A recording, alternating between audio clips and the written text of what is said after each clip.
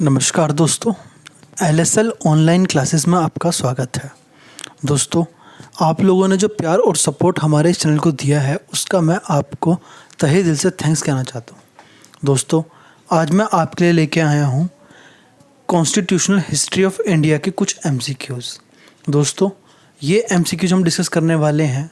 ये ऑलरेडी बहुत सारे एग्जाम में रिपीट हो चुके हैं और आगे भी इनके रिपीट होने के चांसेस हैं। तो दोस्तों, ज़्यादा समय बर्बाद किए बगैर सीधा अपनी वीडियो पे चलते हैं। तो चलिए दोस्तों, हमारा जो फर्स्ट क्वेश्चन है वो है when was the regulating act passed. जो रेगुलेटिंग एक्ट है वो कब पास हुआ था? तो दोस्तों, इसका जो करेक्ट आंसर है वो है option B, in the year of 1773। चलिए दोस्तों, अगला क्वेश्चन देखते हैं। Provision of regulating act 1773 was. तो दोस्तों 1773 का जो रेगुलेटिंग एक्ट था उसके मेन प्रोविजंस थे वो क्या थे? तो दोस्तों, इसका जो करेक्ट आंसर है वो है option C, both A and B. तो दोस्तों, हमें ए में दिया हुआ है appointment of governor general, B में दिया हुआ है हिज काउंसिल ऑफ 4 मेंबर्स। तो दोस्तों, ये दोनों ही जो थे हमारे 1773 रेगुलेटिंग एक्ट के जो थे वो प्रोविजंस थे। चलिए दोस्तों, अपना अगला क्वेश्चन देखते हैं। The India was of independence of 1857 replace the rule of company with the direct rule of crown. It mean that. तो दोस्तों, इसका क्या मतलब है? तो दोस्तों, जो करेक्ट ऑप्शन है वो है option C, India was directly ruled through the secretary of the state of India. चलिए दोस्तों, अपना अगला क्वेश्चन देखते हैं। Under the government of India act 1935 the federal legislature consist of. तो दोस्तों, गवर्नमेंट ऑफ इंडिया एक्ट 1935 के हिसाब से जो फेडरल लेजिस्लेचर थी उसके अंदर कौन कौन आते थे? तो इसका जो करेक्ट ऑप्शन है वो है option A, the governor general, legislative assembly and legislative council. चलिए दोस्तों, अपना अगला क्वेश्चन देखते हैं। The government of India act 1935 established a federal government in India. State which of the following statement is correct. तो दोस्तों, जो करेक्ट आंसर है वो है option A, it was optional both for the Indian state and Indian province to join the federation. चलिए दोस्तों, अगला question देखते हैं। Under the Government of India Act 1935, the federal executive consists of the Governor General and Council of Ministers to be chosen and appointment by the Governor General, which could deal with। तो दोस्तों, जो correct answer है वो है option C, home and all other matter pertaining to administration of India, including foreign affairs, defense, ecclesiastical matters and tribal areas। चलिए दोस्तों, अगला question देखते हैं। The Indian Constitution has bodily lifted several provision of। तो जो हमारा Indian constitution है उसने मैक्सिमम जो प्रोविज़न लिए हैं अपने अंदर वो कहाँ से लिए हैं? तो उसका जो करेक्ट ऑप्शन है वो है option B, the government of India act 1935। चलिए दोस्तों, अगला क्वेश्चन देखते हैं। The Indian constitution is structured on. तो दोस्तों, जो हमारा इंडियन कॉन्स्टिट्यूशन का जो स्ट्रक्चर है वो किस के ऊपर बेस है? तो उसका जो करेक्ट आंसर है वो है government of India act 1935।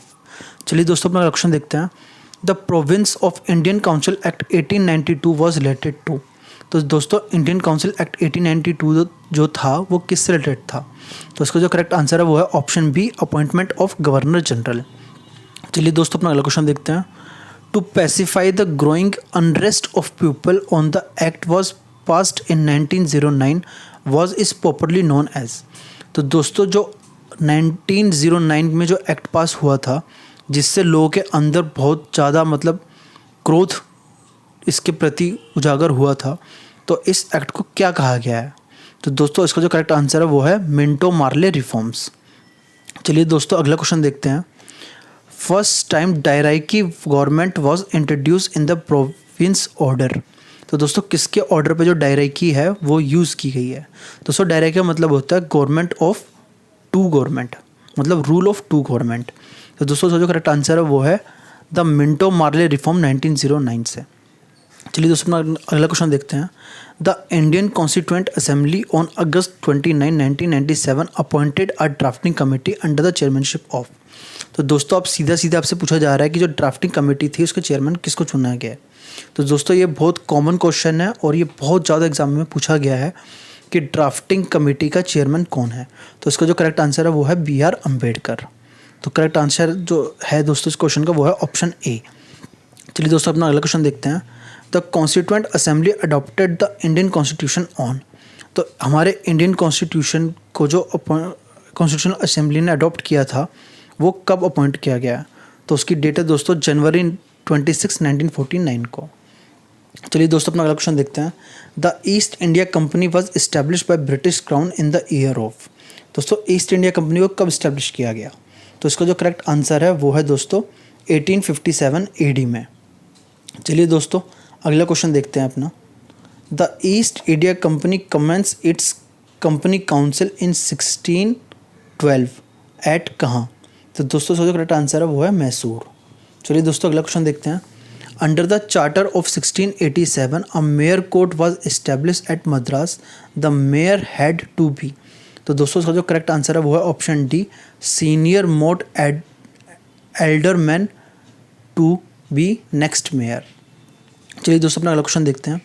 The main objective of regulating act 1773 were क्या था? तो दोस्तों इसका जो करेक्ट आंसर है वो option C, provide remedies against illegality and anarchy committed by the company servant in India. चलिए दोस्तों अगला क्वेश्चन देखते हैं। The East India company commence its business in India in. तो दोस्तों ईस्ट इंडिया कंपनी ने जो अपना बिजनेस स्टार्ट किया था वो कब से स्टार्ट किया था? तो दोस्तों इसका जो करेक्ट आंसर होगा वो होगा 1612। चलिए दोस्तों अगला क्वेश्चन देखते हैं। In Raja Nand Kumar trial, Nand Kumar was charge for the crime of forgery and was hanged in the year 1775. He was sentenced to death under the act of। तो दोस्तों जो करेक्ट आंसर है वो है 1728। चलिए दोस्तों अगला क्वेश्चन देखते हैं। The sovereignty of crown was declared over the company territorial acquisition of India, it was done by the charter of. तो दोस्तों इस 1753 का जो चार्टर था उसके तहत ये प्रावधान डाला गया था। तो इसका जो करेक्ट ऑप्शन है वो है ऑप्शन ए 1753। चलिए दोस्तों हमारा अगला क्वेश्चन है। What is the meaning of lex loci या फिर लेक्स लॉ?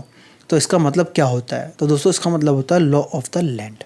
तो दोस्तों इस वीडियो में हमने अप्रोक्स 20 क्वेश्चन जो हैं वो डिस्कस किए हैं जो कि कॉन्स्टिट्यूशनल हिस्ट्री ऑफ इंडिया से रिलेटेड है।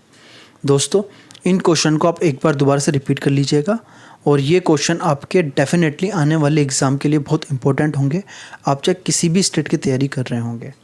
और दोस्तों आप हमारे चैनल को सब्सक्राइब कर लीजिए अगर आप हमारे वीडियो पहली बार सुन रहे हैं तो, और इसके पास बेल आइकन को दबाना बिल्कुल मत भूलिएगा, क्योंकि इसके बाद क्या होगा, अगर आप बेल आइकन दबा देते हैं तो हमारी वीडियो का जो नोटिफिकेशन है वो आप तक चले जाएंगे। और हमारी वीडियो को प्यार और सपोर्ट देते रहिए। इस वीडियो में इतना ही दोस्तों, चलिए मिलते हैं आपसे अपनी अगली वीडियो में। धन्यवाद।